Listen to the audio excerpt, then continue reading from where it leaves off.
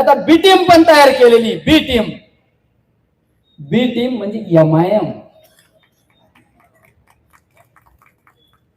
अरे आम्हाला हिंदुत्व आहे ना, हिंदुत्व मान्य आहे ना, मग काही ठिकाणी अकोटमध्ये तर स्वार्थासाठी तर MIM बरोबर येते, अजून कुठंतरी MIM बरोबर येते. यार मग तुम्ही कशाला आम्हाला फसवता का? अरे माझ्या मुकुंदनगर मध्ये भांडण झाले.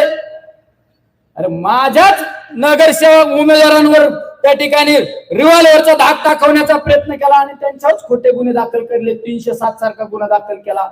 अरे कोणाच्या आदेशाने खोटे गुन्हे दाखल केले? कोणाच्या आदेशाने माझ्या कार्यकर्त्यांवर खोटे गुन्हे दाखल केले?